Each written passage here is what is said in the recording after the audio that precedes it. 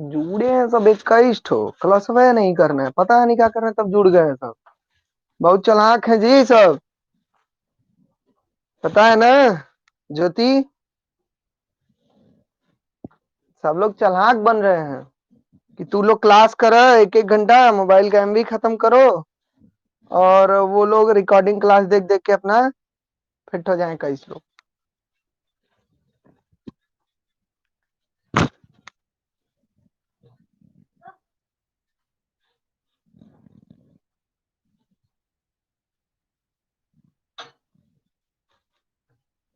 हाँ, और उन लोग को ये नहीं समझ में आता कि लाइव पढ़े में और बाद में रिकॉर्डिंग देखने में अंतर नहीं होता है, जो कंफ्यूजन मन में रहेगा बना है।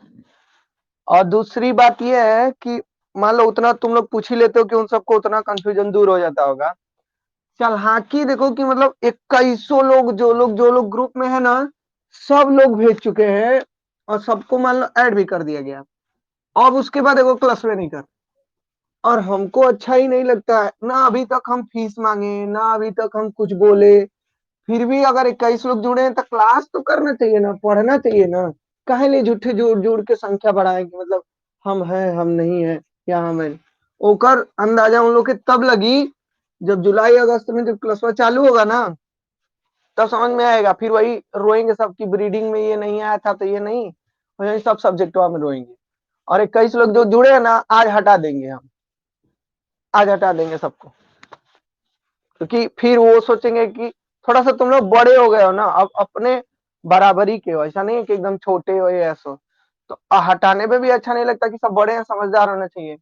उन लोग के खुद समझे की चाहिए कि हम क्यों जुड़े हैं, जब हमको नहीं पढ़ना है तो खुद हट जाना चाहिए। नहीं तो हम हटाएंगे तो ये होता है कि राहुल सर हटा दिए, ये है वो है तमाम प्रकार का। थोड़ा समझदारी, आप बड़े हो गए, हमको ये सब नहीं करना। लेकिन जब बड़े हो गए तो आपके अंदर भी समझदारी होनी चाहिए ना, कि फालतू में कहे लिए 21 लोग जुड़े क्लास में, जब पढ़ना है 9 लोग को, 10 लोग को, 11 लोग को ना। अब बाद में सब जुड़े इसीलिए हैं, हम जानते हैं कि क्लास तो करते नहीं है, वीडियो अपलोड होगा ही होगा, और वो देख लेते हैं, उनका काम हो जाता है। दूसरी बात कि नोट्स चला जाता है ग्रुप में, तो नोट्स भी बन जा रहा है। कहने का अर्थ बस यही है कि हमारा ये चिल्लाना और आपका 1 घंटे बैठना, ये व्यर्थ जा रहा है। उन लोगों के सामने लोग चालाक बन रहे हैं ना। तो हटाई बात चालाक लोग के, क्लास अगर 2 बच्चा भी करेगा तब पढ़ाएंगे, हमको नहीं पढ़ाना तो हम नहीं पढ़ाएंगे, लेकिन अगर 2 भी पढ़ने वाला है तो पढ़ाएंगे। ऐसा नहीं है कि नहीं पढ़ाएंगे। पूरा बिना मतलब के कष्ट जुड़े हैं सब। गुस्सा आता है, वेट करते हैं हम रोज की, मान लो आज जुड़ जाएंगे, आज जुड़ जाएंगे, लेकिन नहीं। चल, गुड मॉर्निंग। अच्छा, गुड मॉर्निंग बोली हो। तो चला माइक्रो प्रोपोगेशन का डिफिनीशन बतावा, माइक्रो प्रोपोगेशन की डिफिनीशन बताओ, बताओ जी। देख, हाँ नहीं, और कौन बताएगा, गुड मॉर्निंग बोली हो तुम ही ना, तुम बताओ।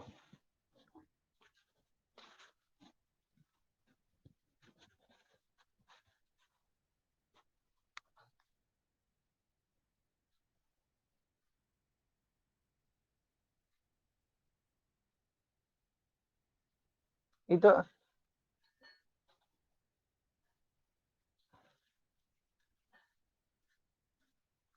हाँ, ठीक, गुड, बंद कर लो माइक।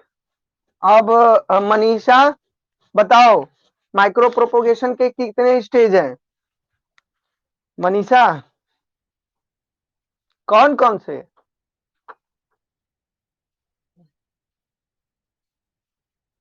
जीरो स्टेज कौन सा स्टेज है, इसमें क्या होता है?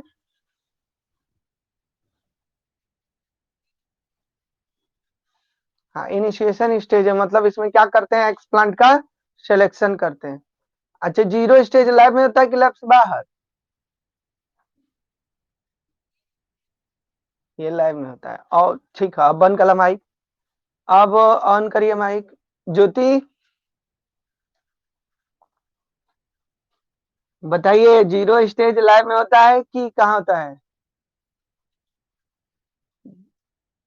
जीरो और 4 स्टेज दोनों। जीरो स्टेज में हम लोग ग्रीन हाउस में जाते हैं और जाके वहां पे क्या सेलेक्ट करते हैं, प्लांट सेलेक्ट करते हैं, और प्लांट से हम लोग फिर एक्स प्लांट सेलेक्ट करते हैं। ठीक है। सेकेंड फर्स्ट स्टेज क्या है, फर्स्ट स्टेज में क्या करना होता है? फर्स्ट, हाँ, पूरा स्टेरलाइजेशन का प्रोसेस, प्लांट टिश्यू कल्चर, ये प्रोसेस किसमें होता है? स्टेज 1। ठीक। माइक बंद कर लो। प्रीति, स्टेज सेकेंड बताओ। Stage second. हम्म। हाँ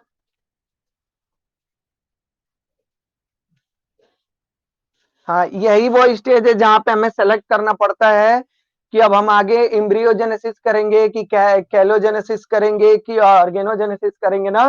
कैलस सेलेक्ट करते हैं कि एम्ब्रियो सेलेक्ट करते हैं कि ऑर्गन सेलेक्ट करते हैं, या फिर एक्सिलरी बॉडी सेलेक्ट करते हैं, एपिकल मेरिस्टेमेटिक टिश्यू सेलेक्ट करते हैं, क्या सेलेक्ट करते हैं ना।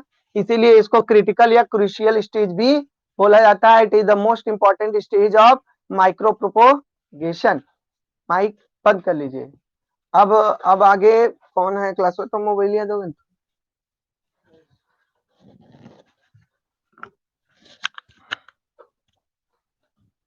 प्रिया, प्रिया दोनों है। अच्छा, प्रिया मौर्य। चलिए प्रिया बताइए, थर्ड स्टेज क्या है? Stage third.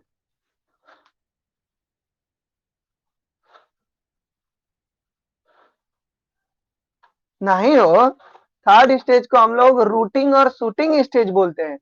चाहे एम्ब्रियो सेलेक्ट करें, चाहे हम लोग एंथर सेलेक्ट करें, चाहे एक्सिलरी बॉडी सेलेक्ट करें, ऑर्गन सेलेक्ट करें, ये ऐसा स्टेज है जहां पे रूट और शूट का फॉर्मेशन होता है। ठीक है, इसीलिए इसको रूटिंग और शूटिंग स्टेज बोलते हैं। ठीक है। अब प्रिया सरोज,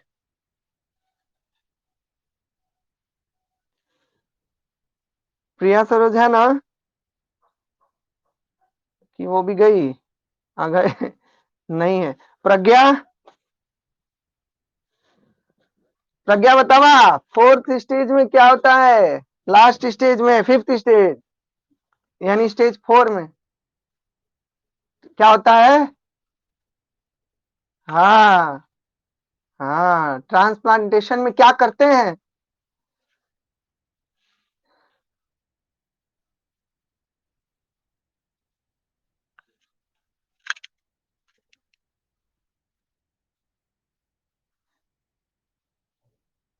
अब मान लो हमको ग्रो नहीं कराना है, तब क्या करेंगे?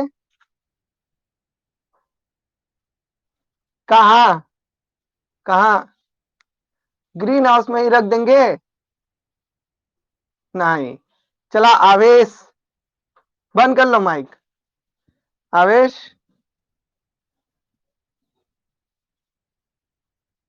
चल। आवाज, आवेश क्या करते हैं? मान लीजिए पौधा हमको नहीं लगाना है, कल भूपेंद्र पूछ रहा था, तो उस वो जो हमने प्लांट तैयार किया है उसको हमको ग्रीन हाउस में नहीं ट्रांसफर करना है, तो हम क्या कर सकते हैं?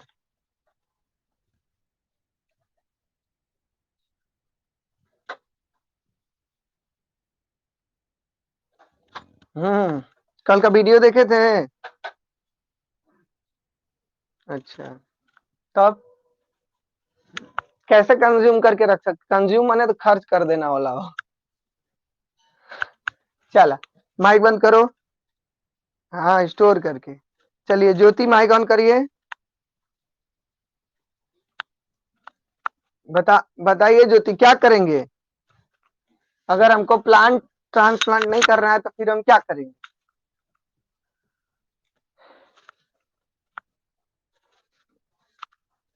हाँ, अगर हमने प्लांट तैयार किया, उसको ट्रांसप्लांट नहीं करना है, तो फिर क्या करेंगे? कंजर्व करके रख देंगे उसको क्रायो प्रिजर्वेशन के द्वारा ना। माइनस माइनस टेम्परेचर में क्या करेंगे? फ्रीज में, या जो भी वहां पे इक्विपमेंट्स हमको मिलेंगे, जो मशीनरी मिलेगी, उसमें क्या कर दिया जाएगा? रख दिया जाएगा। ठीक, बंद कर लो। तो यही है माइक्रो प्रोपोगेशन। ठीक, या माइक्रो प्रोपोगेशन है। अब ये आ रहा होगा मन में से, जी स्टेज फर्स्ट में जीरो में क्या लिखेंगे, फर्स्ट में क्या लिखेंगे, तो हम लिख के अब भेजेंगे ही। बाकी समझ में तुमको आ गया। ठीक है। अब माइक्रो प्रोपोगेशन में अगर ये बात समझ में आ गई तो अब हम अपना अगला टॉपिक पढ़ते हैं हम लोग ऑर्गेनोजेनेसिस। ऑर्गेनो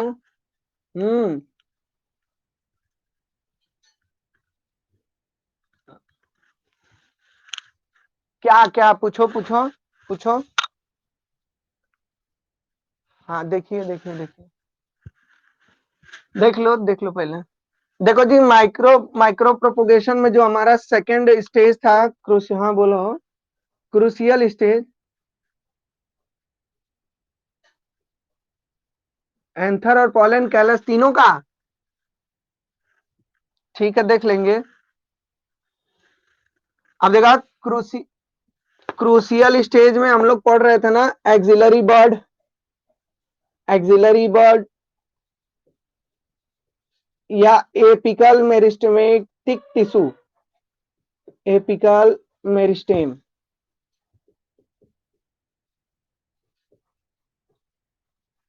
हाँ,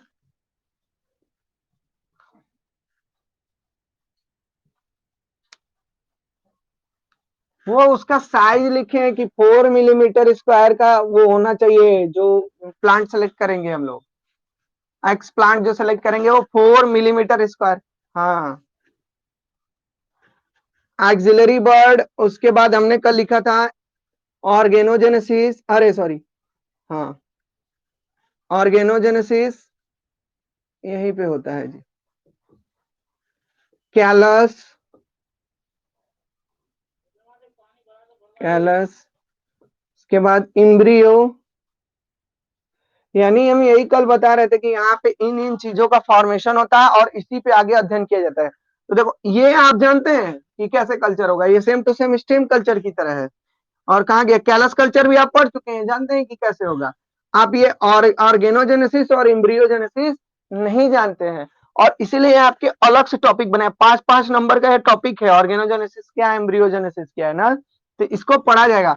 और अब मन में ये कुछ लोग कह रहे हो, सर जी ये क्यों नहीं बता रहे हैं, तो कैलस तो बता ही दिए, और ऑक्सिलरी बर्ड या एपिकल मेरिस्टेम कल बता दिए थे कि एक स्टेम हो गया, और स्टेम के बीच में ये जहाँ पे नोट्स होते हैं, और ये वाले जो होते हैं इनको क्या बोलते हैं, इंटरनोड्स। नोड्स और इंटरनोड्स के बीच से ही जहाँ पे क्या निकलता है आपका, एक्सिलरी बर्ड, एक्सिलरी बर्ड यहीं से निकलती है, और इन्हीं को तोड़ लिया जाता है छोटे छोटे छोटे, और इन्हीं पे क्या किया जाता है, प्रैक्टिस किया जाता है।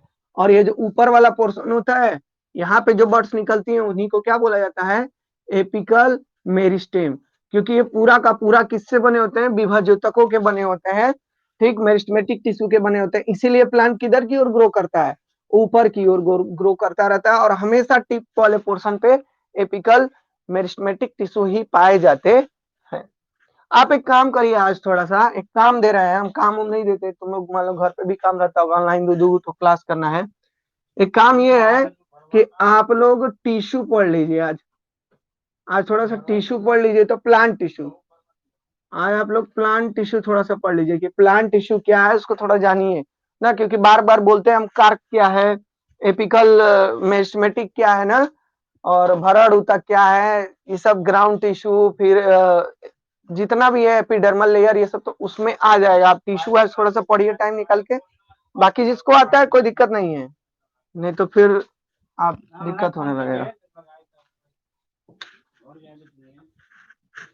बाकी और किसी को दिक्कत है कल कैलस कल्चर या माइक्रो प्रोपोगेशन में, वही चीज है, कुछ नहीं है, बस हमको इतना याद रखना है दिमाग में कि प्लांट टिश्यू कल्चर में स्टार्टिंग से जो कुछ हम करते थे वो सब हमारा किस स्टेज में आ जाएगा, स्टेज फर्स्ट में आ जाएगा। और स्टेज 0 में क्या होता है, सिलेक्शन ऑफ प्लांट, जाके हम लोग प्लांट सेलेक्ट करते हैं, और जो स्टेज फर्स्ट होता है उसमें पूरा का पूरा plant tissue culture. Stage second जो होता है वो हमारे लिए क्या होता है, फेवरेबल होता है, वहीं से हम सेलेक्ट करते हैं कि आगे हमको क्या करना है माइक्रो प्रोपोगेशन में। उसके बाद आ जाते हैं हम लोग का स्टेज थर्ड, स्टेज थर्ड को हम लोग रूटिंग और शूटिंग स्टेज बोलते हैं, क्योंकि क्योंकि कोई भी आप एक्सप्लांट लेंगे तो उसमें से या तो रूट निकलेगा या तो सूट निकलेगा, पहले पत्ती तो कभी निकलेगी नहीं, तो उसे रूटिंग और शूटिंग स्टेज बोलते हैं। और वही रूटिंग और शूटिंग स्टेज को ही प्रिजर्व करके रख दिया जाता है। अगर रूट रूट रूट का फॉर्मेशन होता है तो उसको क्या कर देते हैं हम लोग, रख देते हैं। अगर सूट का फॉर्मेशन है तो उसको भी हम लोग क्या कर सकते हैं, प्रिजर्व करके रख सकते हैं। नहीं तो उसके बाद अगर थोड़ा सा भी ग्रोथ हुआ तो ले जाके उसको क्या करना पड़ेगा, ग्रीन हाउस में ट्रांसप्लांट करना पड़ेगा। इंपॉर्टेंट क्वेश्चन ये है कि इन स्टेजेस, जो ये सब स्टेजेस हैं, इन स्टेजेस में कौन कौन से ऐसे स्टेज हैं जो लैब के बाहर होते हैं और कौन कौन से स्टेज हैं जो लैब के अंतर्गत होते हैं। तो लैब के बाहर होने वाले स्टेजेस हैं 0 और 4। मनीषा सुन लो, 0 और 4th स्टेज है जो लैब के बाहर होते हैं और कहाँ पे, ग्रीन हाउस के अंतर्गत। और जो 1 2 3 है ये सब कहाँ पे प्रोसेस होता है, लैब के अंदर। ठीक, अब हम लोग आते हैं ऑर्गेनोजेनेसिस। ऑर्गेनोजेनेसिस क्या है? अच्छा, ऑर्गेनोजेनेसिस से तो एक बात समझ में आ रही होगी कि ऑर्गन लिखा हुआ है। देखो तो, ऑर्गेनोजेनेसिस से एक बात समझ में आ रही कि ऑर्गन लिखा हुआ ना। तो कहने का, और आप लोग माइक्रोस्पोरोजेनेसिस पढ़ाए थे ना, यानी फॉर्मेशन ऑफ स्पोर पढ़ाए थे ना। मेगा स्पोरोजेनेसिस जनरेट होना, हाँ, फॉर्म होना, फॉर्मेशन होना, यानी ऑर्गन का जब फॉर्मेशन होता है तो उसको ऑर्गेनोजेनेसिस कहते हैं। लेकिन ऐसा तो बात नहीं है कि ऑर्गेनोजेनेसिस, इसको अंग जनन कहते हैं हिंदी में। देखो, हिंदी में बोलते हैं अंग जनन। अब इसका मतलब ये तो नहीं है कि जहां पे भी ऑर्गन डेवलप होगा तो उसको ऑर्गेनोजेनेसिस बोल देंगे। अभी यार टिश्यू कल्चर कर रहे हैं, ऑर्गन डेवलप होता है तो क्या ऑर्गेनोजेनेसिस हो गया वहां पे?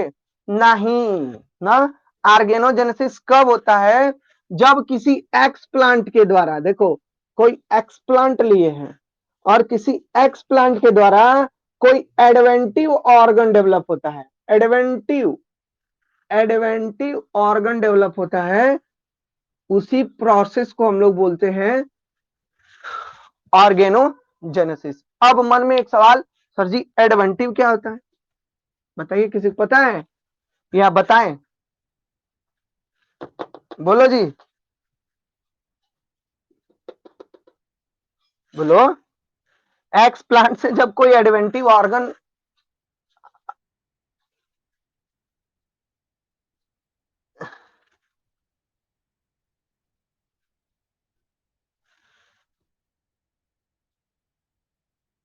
एडवेंटिव को,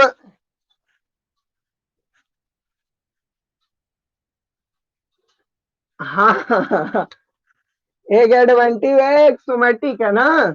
इसको हिंदी में हम लोग बोलते हैं औपस्थानिक। औपस्थानिक, इसका अर्थ ये होता है कि मतलब कि ऐसा ऑर्गन डेवलप होना जहां पे पहले से, जैसे उस प्लांट से कोई ऑर्गन डेवलप होना, जैसे एक्स प्लांट है, एक्स प्लांट का वह पोर्शन जिससे ऑर्गन डेवलप हो जाए, जहां पे ना कोई एक्सिलरी बड थी, ना वहां पे कोई रूट थी और ना वहां पे कोई शूट हो। मतलब उस पोर्शन को एडवेंटिव हम लोग बोलते हैं जिस पोर्शन से संभावना ही नहीं होती है कोई चीज निकलने की और वहां से कोई अंग डेवलप हो जाता है। जैसे अगर आप एक लीफ ले रहे हो, लीफ, पत्ती का एक टुकड़ा ले रहे हैं, तो क्या एक पत्ती के टुकड़े में कहीं पे भी बड रहता है कि आगे प्लांट निकल जाए? रूट रहती है कि कहीं से रूट निकल जाए, राइजोम्स निकल जाए? नहीं रहता ना। लेकिन उससे क्या हो जाता है, ऑर्गन डेवलप हो जाता है। किस प्रोसेस में? ऑर्गेनोजेनेसिस में। एडवेंटिव का मतलब होता है अपस्थानिक, मतलब वह अपने स्थान पर नहीं है। अर्थात एक्स प्लांट से जब कोई एडवेंटिव ऑर्गन डेवलप हो जाता है, इसी प्रोसेस को हम लोग बोलते हैं ऑर्गेनोजेनेसिस। ठीक, तो आप जैसे कि कोई भी एक्स प्लांट लिए तो उससे एक पूरा ऑर्गन डेवलप हो गया, इसी प्रोसेस को हम लोग बोलते हैं ऑर्गेनोजेनेसिस। समझ में आई बात? एडवेंटिव का मतलब ये होता है कि वो वाला पोर्शन जहां से कोई प्लांट डेवलप न करने की पोजीशन में हो। जैसे अभी तुमको हम बताए हैं, तो ये आपको बता दिए कि ये स्टेम है और स्टेम पे ये वाला पोर्शन नोड है, नोड है, ये इंटर नोड है। अब आप नोड से अगर एक्सिलरी बर्ड ले रहे हो, ये वाला पोर्शन काट ले रहे हो, तो यहां से तो प्लांट डेवलप हो ही जाएगा, यहां से तो ऑर्गन डेवलप हो ही जाएगा, यहां से राइजोम्स भी निकल जाएंगे, सूट भी निकल जाएगी, लीफ भी निकल जाएगी, तो यहां से तो प्लांट डेवलप हो ही जाएगा। लेकिन क्या यहां से लेंगे तो प्लांट डेवलप होगा? मतलब असंभावित स्थान जहां से प्लांट डेवलप ना हो सके, ये कोई कोई लीफ है, ये कोई लीफ है। अब इस लीव को अगर तुम ये पूरा ले सकते हो तो हो सकता है कि यहां से प्लांट डेवलप कर जाए, लेकिन इस लीव का ये पोर्शन ले लिए तो वहां पे क्या है, केवल जाइलम है, फ्लोएम है और उसकी एपिडर्मल टिश्यू है और मेरिस्टेमेटिक टिश्यू है। तो वहां पे कोई है क्या, कोई ऐसा पोर्शन दिख रहा है जहां से कोई चीज निकल सके, कोई ऑर्गन निकल सके? अब जैसे तुम्हारा देखो देखो, यहां से अगर एक हाथ निकल जाता है तो इसको ऑर्गेनोजेनेसिस बोल सकते हो, लेकिन यहाँ से एक उंगली निकल जाएगी तो क्या उसको ऑर्गेनोजेनेसिस बोलोगे? नहीं। यहाँ से तो पोर्शन बना ही है कि एक 6 उंगलियां निकल सकती हैं, संभावना है कि निकल सकती है, लेकिन यहाँ उंगली निकल जाए तो क्या ये संभावना थी? नहीं। तो ऐसा प्लेस जहां से कोई ऑर्गन डेवलप हो जाए वही एडवेंटिव प्लेस होता है। ठीक है, बाकी और बीच में कोई सरजी बोल रहा था, बोलो। और ऑर्गन का मतलब क्या क्या होता है, ऑर्गन में क्या क्या आता है? प्लांट टिश्यू कल्चर पढ़ने के बाद बताओ ऑर्गन में मतलब क्या क्या, क्या क्या ऑर्गन, कौन कौन से एडवेंटिव ऑर्गन? हाँ, रूट हो गया, शूट हो गया ना, लीफ हो गया, ये सब क्या है? ऑर्गन ही तो है ना। एंथर हो गया, ओव्यूल हो गया, ये सब क्या है जी? एक ऑर्गन ही तो है। समझ में आया बात? तो जब किसी एक्स प्लांट से एडवेंटिव ऑर्गन या रूट या शूट का डेवलपमेंट होता है एसेप्टिक कंडीशन में, आर्टिफिशियल मेथड में, तो इसी प्रोसेस को हम लोग क्या बोलते हैं? ऑर्गेनोजेनेसिस। ठीक है।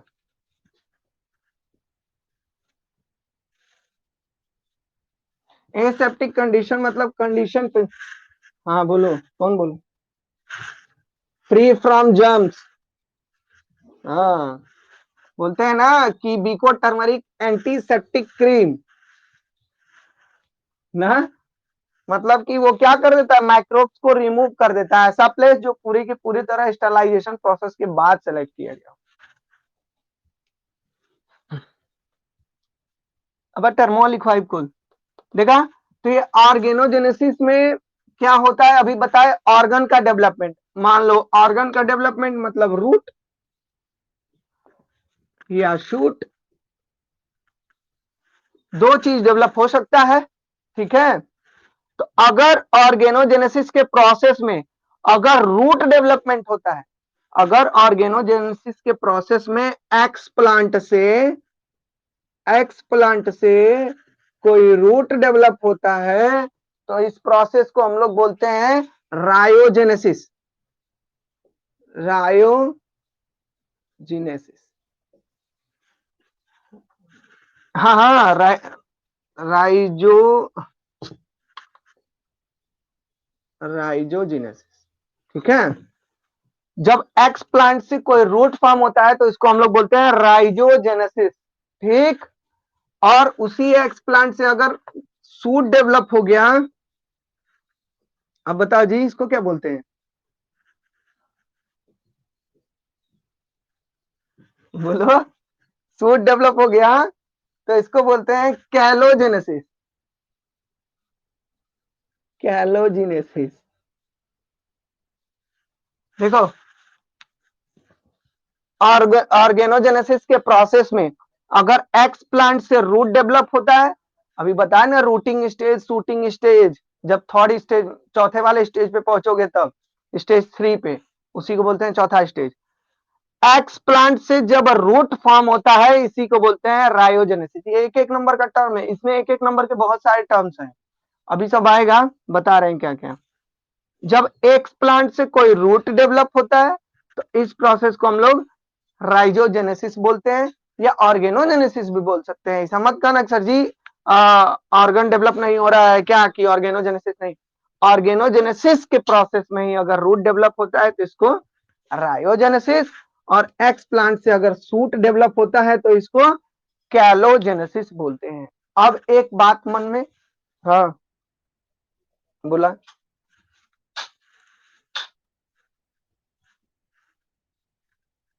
सब आ जाएगा, सब आ जाएगा। अरे का बोले हो, का बोले अगवा इसके ऑर्गन तरीका है रूट। हाँ हाँ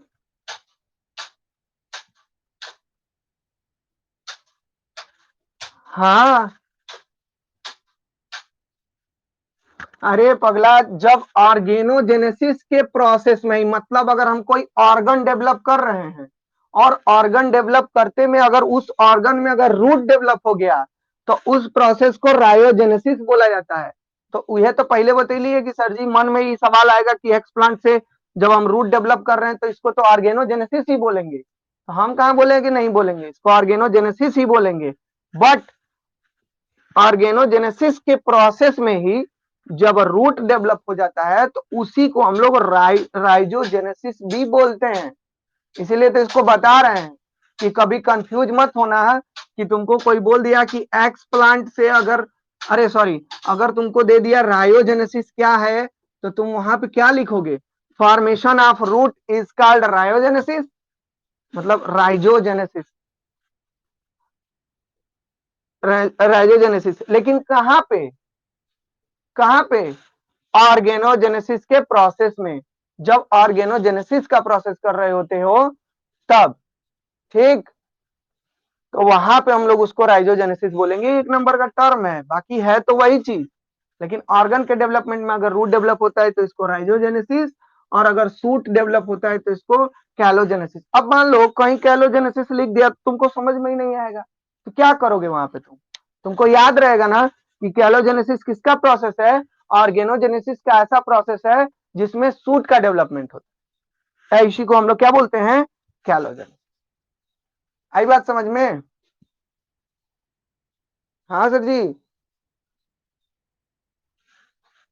हाँ, क्या कह सकते हैं, प्लांटलेट मतलब क्या हो गया, प्लांट का पार्ट। हाँ कह सकते हैं बिल्कुल। अब आइए, अब एक मन में सवाल आना चाहिए, अगर नहीं आ रहा है तो हम सवाल ला रहे हैं। क्या सवाल है कि सर जी रूट कब फॉर्म हो जाता है, सूट कब फॉर्म हो जाता है। तो जब भी हम प्लांट टिश्यू कल्चर करते हैं तो हम पढ़ाते समय बताए ना कि या तो रूट पहले फॉर्म हो जाता है या तो सूट पहले फॉर्म हो जाता है। और ये किस पे डिपेंड करता है, न्यूट्रिएंट मीडियम पे डिपेंड करता है। और न्यूट्रिएंट मीडियम में किस पे डिपेंड करता है, हार्मोन्स पे डिपेंड करता है। समझ में आ रही है बात? अगर हमने मीडियम में एक्स प्लांट को एंटर करने के बाद उसमें साइटोकाइनिन की मात्रा अगर हम बढ़ा देते हैं, साइटोकाइनिन की अगर मात्रा बढ़ा देते हैं तो उसमें किसका फॉर्मेशन हो जाता है, शूट का पहले फॉर्मेशन होता है, रूट का बाद। और उसी अगर हम लोग मीडियम में ऑक्सीजन एंटर करा देते हैं तो सबसे पहले किसका फॉर्मेशन हो जाता है, रूट का फॉर्मेशन हो जाता है। बात समझ में आया? कौन हो वाला, मुझे नहीं है सब, उससे फोन नहीं जाएगा, वो गया फोन वाले के, उसको बोल दीजिए किसी को भेज दीजिए। कहाँ गया जी, हाँ। जब अगर हम एक्स प्लांट में जो मीडियम तैयार किए हैं और एक्स प्लांट एंटर कराने के बाद अगर उसमें हमने साइटोकाइनिन हार्मोन मिला दिया तो वहां पे किसका फॉर्मेशन हो जाता है, सूट का पहले और रूट का उसके बाद। और अगर रूट उसी टाइम पे हमने ऑक्सीजन की मात्रा बढ़ा दिया तो किस चीज का फॉर्मेशन हो जाता है, रूट का। अब मन में एक सवाल, अच्छा जी दोनों का मात्रा बराबर मिला दिए तब, और दोनों का मात्रा अगर बराबर मिला दिए सब सजी तब क्या फॉर्मेशन होता है, तो उसके बाद ऑर्गेनोइड्स का फॉर्मेशन हो जाता है। किसका जी, ऑर्गेनोइड्स। ऑर्गेनोइड्स क्या होता है, जो हम ऑर्गन डेवलप कर रहे हैं वो उसी की तरह दिखाई देगा लेकिन वो वास्तव में वो ऑर्गन नहीं होता है, उसमें रूट और सूट एक साथ निकले होते हैं और उसको जब हम ट्रांसप्लांट करते हैं तो हमारा ग्रो अच्छा नहीं होता है। इसीलिए बोला जाता है कि जब हम कल्चर मीडियम में हार्मोन्स जब एंटर कराते हैं तो हमको इस बात का ध्यान रखना चाहिए कि अगर हमने 10 के अनुपात में या 1:1 पे समझो, अगर 1:1 के अनुपात में हमने 1:1 में अगर साइटोकाइनिन और ऑक्सीजन दोनों मिला दिया तो वहां पे ऑर्गेनोइड्स फॉर्म हो जाता है। ऑर्गेनोइड्स एक्स प्लांट से निकला हुआ ऑर्गन का एक ऐसा फॉर्म होता है जो दिखता तो ऑर्गन की तरह है बट उसका बिहेवियर क्या होता है, चेंज हो जाता है, यानी झूठा झूठा ऑर्गन बन जाता है ना, एक झूठा ऑर्गन बन जाता है। वो दिखेगा एकदम उसी ऑर्गन की तरह लेकिन वो काम नहीं करेगा। क्यों, जब साइटोकाइनिन और ऑक्सीजन की दोनों की मात्रा मिला दी जाती है तो प्लांट से रूट और शूट दोनों का डेवलपमेंट एक साथ हो जाता है और जब एक साथ डेवलपमेंट हो जाता है और आप उसको ले जाकर ट्रांसप्लांट करते हैं, तो रूट के लिए न्यूट्रिएंट चाहिए, शूट के लिए न्यूट्रिएंट चाहिए, और उस टाइम पे प्लांट क्या खराब होने की उसकी संभावना क्या हो जाती है, बढ़ जाती है। तो जब हम ये मीडियम तैयार करेंगे तो हमको एक बात का याद ध्यान रहना चाहिए कि अगर हमने मान लो 4 मिलाया है साइटोकाइनिन और ऑक्सिन मिला दिया है 6, तब तो सही है। इनका अनुपात बस बराबर नहीं होना चाहिए, बराबर हुआ तो क्या फॉर्म हो जाएगा, ऑर्गेनॉइड। अब मान लो हमने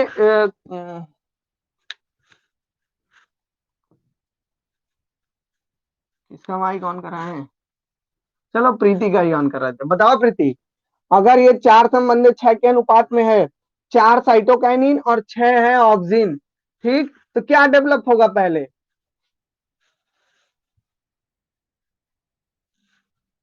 हाँ हाँ, तो सबसे पहले किसका डेवलपमेंट होगा, रूट का, और उसी प्रोसेस को हम लोग क्या बोलेंगे, राइजोजेनेसिस। वेरी गुड, ठीक। अब प्रज्ञा ऑन करो तो माइक। प्रज्ञा बताओ, अगर दोनों बराबर मिला दिया, ये 3 किलो ये 3 किलो, तब क्या हो, इतना नहीं मिलाना है।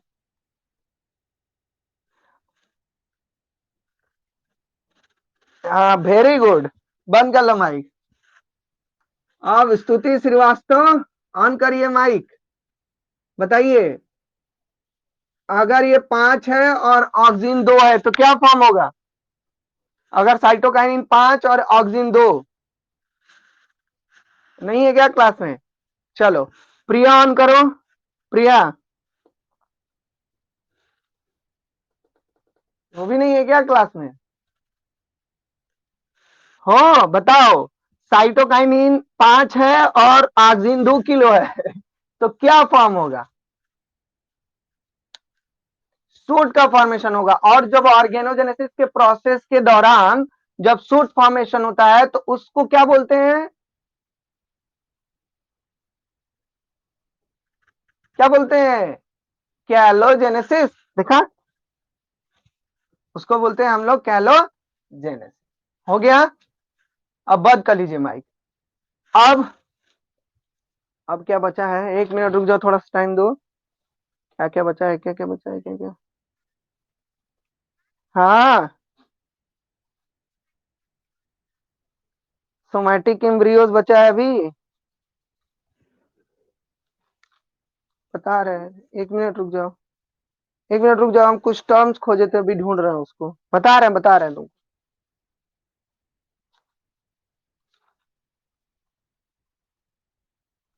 ऑर्गेनोइड्स हो गया, राइजोनोइड्स हो गया, अभी रीडिफरेंशिएशन बचा है, डिफरेंशिएशन बता, ओ हो, अभी तो टाइप बचा है।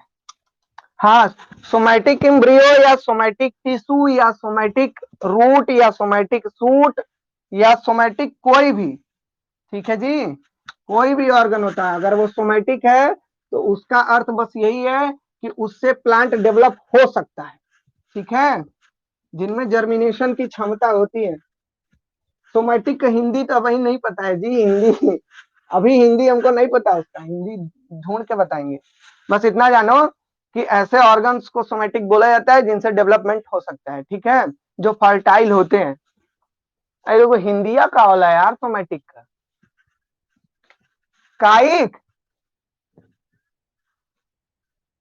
हिंदी हिंदी हिंदी नहीं पता उसका, हमको ना देख लेंगे तो बता देंगे। सोमैटिक हर पार्ट को बोलते हैं, सोमैटिक एक एक एक टर्म्स है, सोमैटिक एक टर्म है। वेजिटेटिव पार्ट को बोल सकते हो सोमैटिक, रूट सोमैटिक होता है, शूट भी सोमैटिक होता है, जैसे हाँ वो सही बात, सीड भी सोमैटिक होता है, ठीक, सब सब ऑर्गन भी सोमे, अरे सॉरी क्या कहते हैं इसको, कहाँ गया क्या, 1 मिनट, इम्ब्रियो भी सोमैटिक होती है, तो ये तो वेजिटेटिव पार्ट नहीं है ना इम्ब्रियो। हाँ, तो इम्ब्रियो भी हर कुछ सोमैटिक होता है। सोमैटिक का एक शाब्दिक अर्थ है, तो के बता देता हूँ देख के,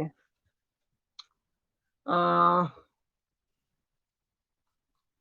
तो types of organogenesis, types of organogenesis,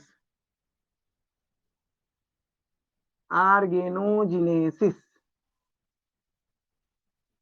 सही लिखे है ना स्पेलिंग में जी?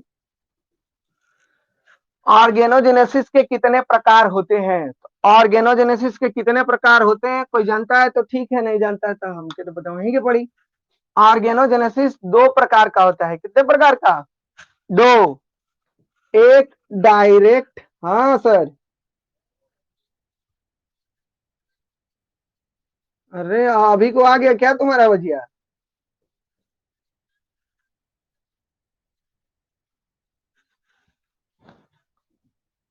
ए जी, किसी को सुनाई दिए? किसी को सुनाई दिए जी? इसको क्वेश्चन ही नहीं आ रहा था, माइक बंद कर देती है और उसके बाद फिर वही है। अब क्या पूछी, भुला गई का पूछ रहे थे?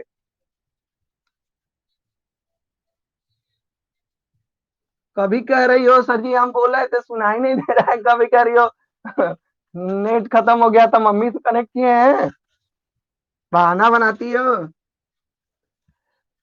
दो लोग ऐसे मेरे मोबाइल में हैं, जो लोग कुछ होगा स्टेटस लगा देंगे, और डर लगता है ये दोनों को कुछ बोलने में। पहला है ये स्तुति और दूसरी है प्रज्ञा। मतलब अगर कुछ बोल दिए, एक दिन पूरा दिन भर इन सब मैसेज करें, हम दिन भर रिप्लाई दें, और पूरा दिनवा मैसेज का वो लग गया, क्या बोलते हैं उसको स्टेटस लग गया ना जी। अक- और कभी कभी अरे बंद कर माइक, पढ़ना है हम लोग को, बंद कर, बंद करो। डायरेक्ट और इनडायरेक्ट क्या होता है? ठीक ठीक। देखो जी, टाइप्स ऑफ ऑर्गेनोजेनेसिस में आते हैं तो ऑर्गेनोजेनेसिस दो प्रकार का होता है, डायरेक्ट और इनडायरेक्ट। और डायरेक्ट क्या होता है, इनडायरेक्ट क्या होता है, इसी को मेन समझना है। जब हम किसी प्लांट सॉरी जब हम किसी एग्स प्लांट से डायरेक्ट रूट डेवलप, अरे रुको चार्ट बना दें। चार्ट, चार्ट वैसे भी तुम लोग को बहुत पसंद है, चार्ट गोलगप्पा, चार्ट बना रहे हैं ना?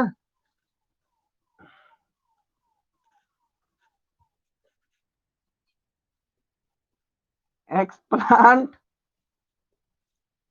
एक्स प्लांट से अगर रूट डेवलप हुआ या सूट डेवलप हुआ, या फिर एक्स प्लांट से कैलस डेवलप हुआ, then root and shoot develop हुआ। यहाँ रूट पहले लिखे हैं ना, मतलब यहाँ सूट लिख देते हैं, कुछ भी हो सकता है। देखो जी, अगर एक्स प्लांट से, अगर तुरंत एक्स प्लांट से कल्चर करने के बाद हमारा रूट या सूट डेवलप हो जाता है, तो इसी को डायरेक्ट ऑर्गेनोजेनेसिस बोलते हैं। क्यों? क्योंकि डायरेक्ट किसका फॉर्मेशन हो गया, किसी न किसी ऑर्गन का, तो इसी को बोलते हैं डायरेक्ट ऑर्गेनोजेनेसिस।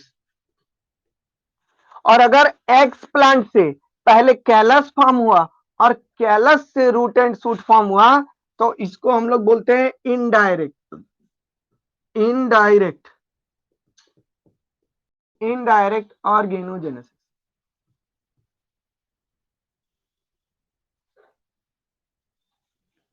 ठीक है। अब एक मन में सवाल आना चाहिए, ये तो अब समझ में आ गया ना कि डायरेक्ट क्या है ऑर्गेनोजेनेसिस और इनडायरेक्ट ऑर्गेनोजेनेसिस क्या है। डायरेक्ट ऑर्गेनोजेनेसिस का मतलब होता है कि जब रूट या जब एक्स प्लांट से डायरेक्ट रूट का डेवलपमेंट हो जाए या सूट का, दोनों में से कोई एक, तो इस प्रोसेस को हम लोग बोलते हैं डायरेक्ट ऑर्गेनोजेनेसिस। और अगर एक्स प्लांट से पहले कैलस फॉर्म होता है और कैलस के बाद सूट या रूट फॉर्म होता है, तो इस प्रोसेस को हम लोग बोलते हैं इनडायरेक्ट ऑर्गेनोजेनेसिस। अब मन में सवाल आना चाहिए, और अगर नहीं आ रहा है तो हम सवाल लेके आ रहे हैं। क्या सवाल है मन में कि सर आखिर क्या ऐसा होता है? वो तो हम लोग भी जानते हैं सर कि कोई भी एक्सप्लांट लेते हैं, प्लांट टिश्यू कल्चर कराते हैं, माइक्रो प्रोपोगेशन कराते हैं, तो उसमें जब हम लोग सब इंक्यूबेशन का प्रोसेस जब पूरा होता है, तो उसमें से रूट या सूट डेवलप हो जाता है, तो सर उसको हम लोग ले जाके लगा देते हैं। लेकिन सर आप बता रहे हैं तो वो डायरेक्ट कहा जाता है, लेकिन जब कैलस कैसे फॉर्म हो जाएगा, यहाँ पे कैलस कैसे फॉर्म हो जाएगा सर? और कैलस जो फॉर्म हो जाएगा तब रूट सूट भी फॉर्म होता है, क्योंकि कैलस से भी रूट सूट फॉर्म होता है, बता देना।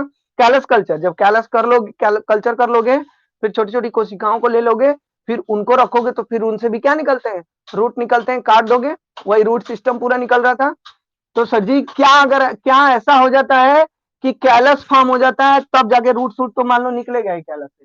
क्या ऐसा हम लोग क्या चेंजिंग आ जाती है जिसके वजह से रूट सूट डायरेक्ट ना डेवलप होके कैलस डेवलप हो जाता है? तब बताइए क्या ऐसा होता है जिसके वजह से कैलस डेवलप हो जाता है?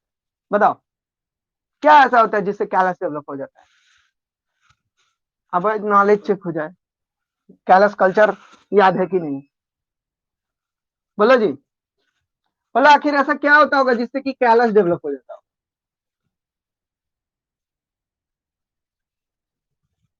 Very good. अगर हमने एक्स प्लांट के रूप में कोई एपिकल बर्ड से पोर्शन सेलेक्ट किया है ना, न्यूली बॉर्न हमने पत्तियां सेलेक्ट की, क्योंकि कैलस कल्चर में हमको याद है कि हमेशा क्या लेते हैं, न्यू, कोई भी एक्स प्लांट का न्यू हिस्सा लेते हैं, ऑर्गन का कोई भी न्यू सेल लेते हैं ना।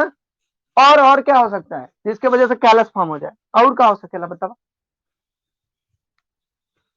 बताओ जी।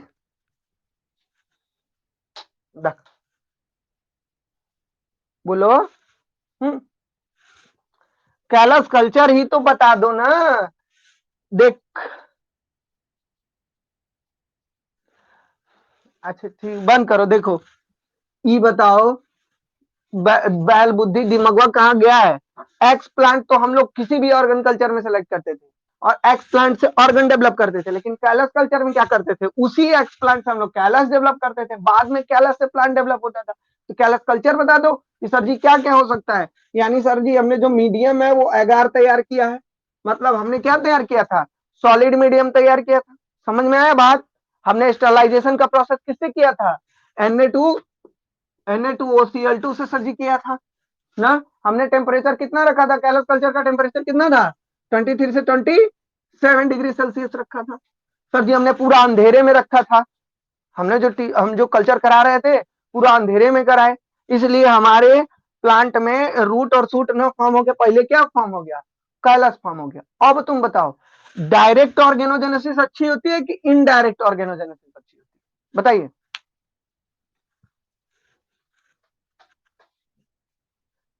इनडायरेक्ट ऑर्गेनोजेनेसिस अच्छी होती है ना, क्योंकि डायरेक्ट ऑर्गेनोजेनेसिस जब हम कराते हैं तो एक्स प्लांट से रूट या सूट यानी कोई ऑर्गन डेवलप हो जाता है।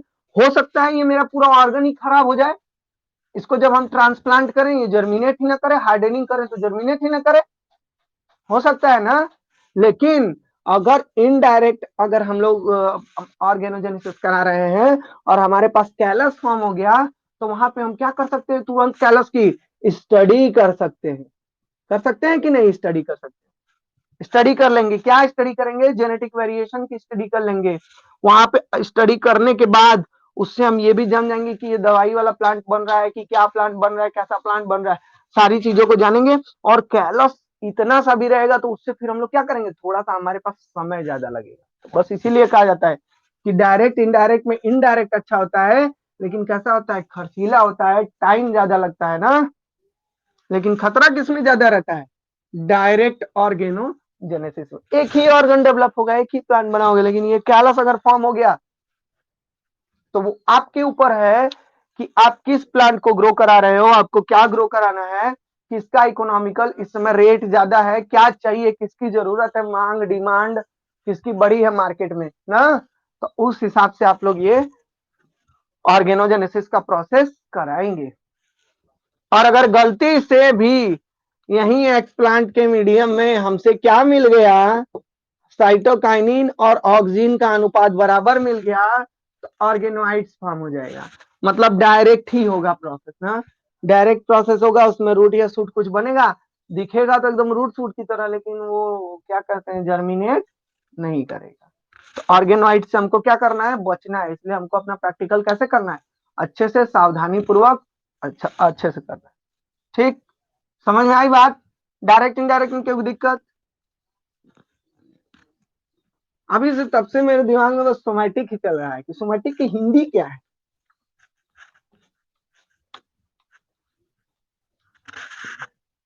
हिंदी और हम भूल गए, असंभव। तो यही आपका पूरा का पूरा ऑर्गेनोजेनेसिस का प्रोसेस है। अब आता है ऑर्गेनोजेनेसिस को प्रभावित करने वाले कारक।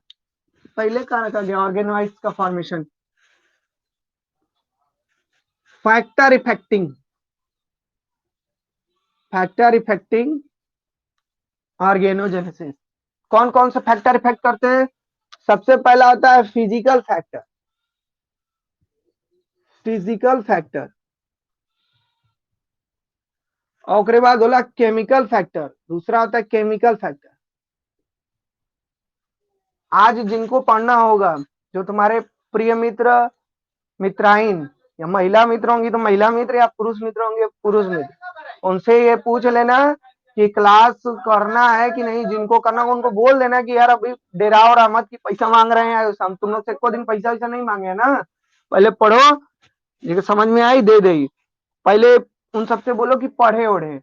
और जिनको नहीं पढ़ना है ना, तो जो ये 21 का संख्या बना के रखे हैं ना, कल खत्म हो जाएगी वो 21 की संख्या ना, कल की क्लास के बाद वो 21 की संख्या कम हो जाएगी। हाँ, हटा देंगे, कौन मतलब थोड़ी वीडियो देखते हैं सब बाद में, और वो खुद ही हट जाएंगे जब वीडियो देखेंगे तो। नहीं तो क्लास कर रहे हैं तो आप क्लास करिए, आप समझिए, पढ़िए। आपके लिए, मेरे लिए सबसे पहला यही टारगेट होता है कि आप पढ़िए। जिन चीजों को हम और सौरभ सर डिस्कस करके कोचिंग में पढ़ाने लगे या जो जो कुछ करने लगे, वो चीजें हैं, वो सब खुद हम लोग झेले हैं ना। छोटी छोटी चीजों को बहुत झेला गया है, बहुत दिक्कतें आती हैं पढ़ने के टाइम पे। लेकिन फिर भी अगर पढ़ने का मन हो, अगर आप पढ़ने वाले हैं, तो आपकी पढ़ाई कोई नहीं रोक सकता, चाहे वो आपकी कंडीशन हो, चाहे वो पैसा हो, चाहे कुछ। कुछ दिन पहले जब हम पढ़ते थे, हम भी यही सोचते थे उस टाइम पे, सब कुछ होते हुए हम बस यही सोचते थे कि हम नहीं पढ़ पाएंगे, अब हम, स्थिति खराब हो रही है, ये दिक्कत है वो दिक्कत है। फिर एक दिन मन में एक सवाल आया कि जो स्थितियों से लड़ के आगे बढ़ता है वही ना सक्सेस होगा। जो बराबर मेंटेन पे चल रहा है स्थिति के हिसाब से, वो क्या क्या ऊपर बढ़ेगा बताओ। ऊपर बढ़ने के लिए परिश्रम करना जरूरी है। और ये दोष देना सभी बच्चे छोड़ दें कि मेरे घर पे पैसा नहीं है, मेरे घर वाले पढ़ा नहीं सकते हैं, हमको बुक प्रोवाइड नहीं होती, हमको क्या बोलते हैं नोट्स प्रोवाइड नहीं हो पाता, हम पेन नहीं खरीद पाते, हम ये नहीं कर पाते, वो नहीं कर पाते। ये सब चीजों को एकदम भूल जाओ, क्योंकि ये अगर आप सोच रहे हैं तो आप अपने आप को मूर्ख बना रहे हैं और अपनी कमी को छुपा रहे हैं, और आप ही आगे चल के आत्महत्या करेंगे। तो ये सब सवाल अगर मन में आता है ना, तो इसको दूर कर दो। क्योंकि अगर मोबाइल नहीं है तो बहुत है मोबाइल हमारे लिए। हम मोबाइल में बुक डाउनलोड कर सकते हैं, मोबाइल में नोट्स डाउनलोड कर सकते हैं, मोबाइल में पढ़ सकते हैं। अब मोबाइल पे हम आपको मोबाइल पे मिलते हैं, आप हमसे जो जो कहेंगे वो हम आपके लिए करने के लिए तैयार रहते हैं। तो बहाना नहीं चलेगा भाई, पढ़िए। नहीं तो अगर जो सोच रहा होगा कि हम, ये बहुत बच्चे हैं ऐसे, जब प्लांट ब्रीडिंग पढ़ने के बाद फिर बाद में ये आए मन में कि मेरी इंग्लिश कमजोर हो गई है, तो किसी को ये हुआ कि हम पढ़ने में कमजोर हो गए हैं, तो किसी को ये होता था कि हमको नॉलेज ज्यादा नहीं मिल पाया। तो उनको एक बात बता दें, वो वीर बहादुर पूर्वांचल विश्वविद्यालय में पढ़ते हैं। अगर इतना ही नॉलेज लेना होता, इतना ही तेज हुआ होते सब, तो कहीं यूनिवर्सिटी में पढ़ रहे होते और वहां पे अच्छा नॉलेज मिल रहा होता। और रही बात कॉलेज की, टीडी कॉलेज या पूर्वांचल का ना, तो जिस हिसाब से हम लोग पढ़ाते हैं, वो आप खुद अनुभव करते होंगे कि क्या वो लोग पढ़ाते हैं आप। और हम ये भी जानते हैं कि वो लोग नहीं पढ़ाते तो आप खुद से भी पढ़ सकते हैं, आप खुद से बढ़िया पढ़ सकते हैं। और हम हमेशा से ये बोलते आए, मैं क्या करता हूं आपके साथ, बस आपको इंटरेस्ट लाता हूं सब्जेक्ट, आप खुद से अपने से पढ़ते हैं, सब काम तुम खुद करते हो, फिर ये काम काहे लिए छोड़ दे रहे हो कि पढ़ेंगे नहीं। पढ़ो ना, हम ना रास्ता दिखा रहे हैं ना, कोई दिक्कत आएगी तुम्हारे रास्ते में तो हम बताते हैं ना। पढ़ो, ऐसा कोई नहीं करेगा पढ़ाई लिखाई छोड़ के। सबको हम देख रहे हैं। अरे भाई, बहुत लोग नहीं पढ़ रहे हैं जो, तो सब मोबाइलिया पे है ना जी। कोई घूम रहा है, कोई कुछ भी कर रहा है, 4 दिन बाद स्टेटस लगाएंगे सब, मूड ऑफ। काहे लिए? कोई मतलब ही नहीं है काहे लिए मूड ऑफ। जमाने में ये आई हेट माई लाइफ, लोग ये करते हैं, रिश्तेदार ऐसे होते हैं, ये लोग होते हैं। अरे भाई, तू दूसरे के काहे दोष देता हुआ कौन चीज में? अपने अंदर देखो ना कि तुम उनके बारे में सोच रहे हो और स्टेटस लगा रहे हो सबको दिखाने के लिए। तुम क्या कर रहे हो?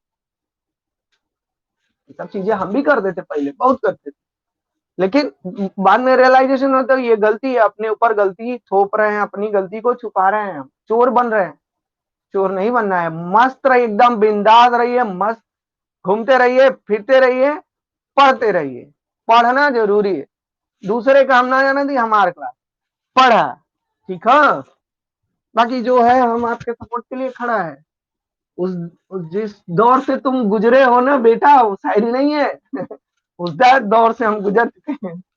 तो फिजिकल फैक्टर क्या होता है, केमिकल फैक्टर क्या होता है? दो प्रकार के फैक्टर होते हैं, हटा देंगे हम कल।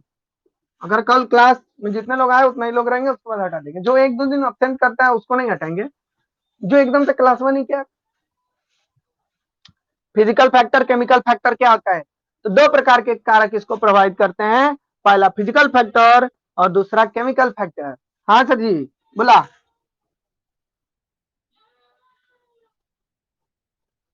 काई, वो हम जाना थे तो वो तो वो हम समझ रहे हैं। हाँ हाँ हाँ, वेजिटेटिव, हम समझ गए वेजिटेटिव पोर्शन कि कोई भी वेजिटेटिव पोर्शन होता है, लेकिन एक बात तुमको बता दें, जो इम्ब्रियो होती है वो भी सोमैटिक होती है, लेकिन ये सोमैटिक, इसी का अर्थ हमको जानना है, यही तो हम सोच रहे हैं तब से, इसका अर्थ तब क्या होगा? इम्ब्रियो तो कायिक भाग नहीं ना है कि है? दैहिक, हाँ दैहिक होता है। अब समझ में आया। दैहिक, कायिक का भाग तो पूरा बाहर वाले को बोल देंगे ना, जो ग्रीन पार्ट्स होते हैं। लेकिन दैहिक अगर बोलबा तब जाके उसका पूरा क्या होता है, बॉडी। चलो हम कल समझाएंगे तुम लोग को, घबराओ मत। दैहिक, कायिक, वानस्पतिक में क्या अंतर है ना। दैहिक, लिख दें, दैहिक शब्दवा देखो सब एक ही है, क्या माइनर डिफरेंस है वो समझना। कायिक, वानस्पतिक, ये वानस्पतिक होता है ना कि वनस्पतिक होता है? वानस्पतिक, तुम लोग समझ जाना। देखा, हिंदी लिखा थी, गलत गलत हो गया ना। ठीक, वानस्पतिक, दैहिक, कायिक, वानस, मंत्रवा कौन सा रहेगा? चला ठीक, दैहिक, कायिक, वानस्पतिक, और एक को बोले हैं, भूल गए। प्रवर्धित, प्रवर प्रवर्धित ना। अब इन सब में क्या अंतर होता है, इक्वल बताएंगे, है सब एक ही चीज, लेकिन क्या माइनर डिफरेंस है वो कल समझाएंगे। जैसे समझा दे थोड़ा सा, ये नाखून देख रहे हो, ये नाखून दैहिक तो है लेकिन कायिक नहीं है ना। ठीक, काहे कि सेल नहीं है, काइटिन प्रोटीन है। वैसे ही अंतर हो कुछ। सुना, कहा गया? फैक्टर इफेक्टिव में सबसे पहला फैक्टर होता है लाइट, और सबसे आखिरी फैक्टर भी क्या होता है, लाइट। ये लाइट दो प्रकार की होती है, अगर हम प्रैक्टिकल ब्लू, ब्लू लाइट और red light, blue blue light के अंतर्गत अगर हम लोग प्रैक्टिकल करते हैं तो सूट का फॉर्मेशन होता है, और रेड लाइट में रूट का फॉर्मेशन होता है। आर से रेड, आर से रूट। देखो, जब अगर हम प्रैक्टिकल कर रहे हैं और हमारे लैब में नीले रंग की लाइट जल रही है, नीले रंग की, तो उस टाइम पे किसका फॉर्मेशन हो जाता है, शूट का। हम चाहते थे रूट का, लेकिन गलती से लाइट जला दिए, क्या हो गया, वो ब्लू वाली लाइट जल गई और क्या बन गया, शूट बन गया। इसी तरह हम चाहते थे शूट का फॉर्मेशन करना, लेकिन रेड लाइट जला दिए, जो बत्ती आती है वो जला दिया, और प्रैक्टिकल करते समय क्या बन गया था, रूट। तो ये फैक्टर प्रभावित कर रहे हैं कि नहीं? और दूसरी बात, अगर हमको केवल तना ही पहले डेवलप कराना है तो हम क्या करेंगे, उस टाइम एकदम ब्लू लाइट वहां पे लगा देंगे लैब में, ब्लू लाइट लगा देंगे, जिससे हमारा जर्मिनेट क्या ओरिजिनेटेड होगा, शूट। और अगर हमको रूट चाहिए तो उस समय लैब में क्या लगा देंगे, रेट। मतलब कि ये दोनों ओर से प्रभावित करने वाली, ये पॉजिटिव वे में भी प्रभावित करते हैं और निगेटिव वे में भी, दोनों का लाभ भी है हानि भी है। अगर जो चाहते हैं शूट डेवलप करना तो ब्लू वे प्रोवाइड कराएंगे वहां पे। और कभी कभी क्या होता है कि गलती से रेड हो गया, तो ये गलती भी हो जाएगी, तो वहां पे क्या हो जाएगा, नुकसान हो जाएगा। मतलब ये लाभदायक और हानिकारक दोनों प्रकार से कौन प्रोवाइड करता है, लाइट। ठीक है। उसके बाद आता है केमिकल फैक्टर। केमिकल फैक्टर में अब ये समझो ना, ऑर्गेनोइड्स का फॉर्मेशन। ऑर्गेनोइड्स कैसे बन जाता है, जब ऑक्सीजन, हाँ, अगर दोनों दोनों दोनों लाइट जल रही होगी तो दोनों की मात्रा तब डिपेंड करेगी, जिसकी मात्रा, जिसकी इंटेंसिटी ज्यादा होगी वो फॉर्म करेगा। अब तुम बोलो, अब तुम बोला सर जी नहीं हो, इसमें नहीं है ऑर्गेनाइज, ऑर्गेनाइज केमिकल वाले में। अब आप बोलो सर जी जब दोनों एकदम बराबर जलेगा तब क्या होगा? बोला दोनों जब एकदम बराबर जल रहा होगा। कभी बराबर नहीं हो सकती, वेरी गुड। जब इंटेंसिटी कभी उन दोनों की कभी भी बराबर नहीं हो सकती। अगर बराबर होती तो विबग्योर बना ही नहीं होता। Do you know VIBGYOR? हाँ, बहनिया पिनाला। तो सुना अब, केमिकल फैक्टर कैसे प्रभावित करता है? केमिकल फैक्टर में अगर आप लोग ऑक्सीजन की मात्रा बढ़ा देते हैं तो क्या बन जाएगा? रूट। अगर साइटोकाइनिन की मात्रा बढ़ा देते हैं तो क्या बन जाएगा? शूट। शूट चाहिए तो हम कल्चर में क्या बढ़ा देंगे? साइटोकाइनिन। अब मान लो साइटोकाइनिन की जगह गलती से क्या डाल दिया? ऑक्सीजन, एक बोरा ले जाके इसे झोंक दिए तो क्या बन जाएगा? रूट बन जाएगा। तो ये भी प्रॉफिटेबल और हार्मफुल दोनों है ना। इससे बढ़ेगा भी, नुकसान भी। हाँ, क्या लीफ? हाँ हो, आर्गन कल्चर में लीफ नहीं है, लीफ भी तो आर्गन है। जीप बन जाएगा, लो भैया, अरे लीफ दोनों मिला। अगर जिब्रेलिन की मात्रा बढ़ा देंगे तो लीफ बन जाएगा। क्यों नहीं बनेगा? ये दो पे पढ़ाया इसलिए जाता है ज्योति ना, क्योंकि डेवलपमेंट पहले किसका होता है? रूट का या शूट का? ये लोग कब आते हैं? बाद में आते हैं ना। सोचना अच्छी बात है, बिल्कुल सही बात है। जिब्रेलिन बढ़ाएंगे तो किसका डेवलपमेंट होगा? लीफ का। लेकिन लीफ से पहले का आई रूट या शूट। तो हमारा जो प्रैक्टिकल है, जो हमारा प्रैक्टिस है, वो कहाँ पे जाके डिस्टर्ब हो जाता है? रूट और शूट के। ये लीफ और जो बनेगा आगे की इम्ब्रियो उम्ब्रियो, ये सब तो बाद के पास। ये मेन क्या है? पहले रूट और शूट। समझ में आई बात? बात समझ में आई कि नहीं? जिब्रेलिन बढ़ा देंगे तो लीफ फॉर्म कर जाएगा। हाँ। और अब आते हैं इसमें। इसमें तो बराबर नहीं हुआ लाइट, लेकिन इसमें बराबर हो रहा था ना। तो ऑक्सीन और साइटोकाइनिन जब बराबर हो जाएगा तो क्या फॉर्म हो जाएगा? ऑर्गेन। हम बंद करे थे, रुक जा बस, क्लास सुना। और सूरज सर जी की क्लास में मजा आता है कि मेरे क्लास में? ऑर्गेनोइड। अब दोनों अगर बराबर हो गया तो ऑर्गेनोइड फॉर्म हो जाएगा।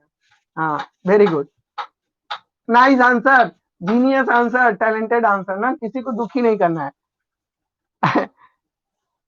ऑक्सीजन बढ़ा दोगे, साइटोकाइनिन मतलब दोनों की मात्रा अगर बराबर कर दोगे तो ऑर्गेनोइड। क्या ये बराबर हो सकता है? हार्मोन्स की मात्रा बराबर कर सकते हैं? कर सकते हैं ना, क्योंकि जो आर्टिफिशियली हमारे हाथ में होता है उसको हम लोग क्या कर सकते हैं? ये सब मात्राएं हम लोग केमिकल वाली बढ़ा घटा सकते हैं। ठीक है, बाय बाय, जाइए क्लास करिए। हाँ सर। जब प्लांट को ले जाके कहीं अकेले रख देते हैं किसी अलग जगह पे, हर प्लांट से दूर, तो इसी को बोलते हैं आइसोलेशन। ठीक। हाँ हाँ, देख लेती भैया हम तो नोट्स। क्या दिक्कत है बतावा?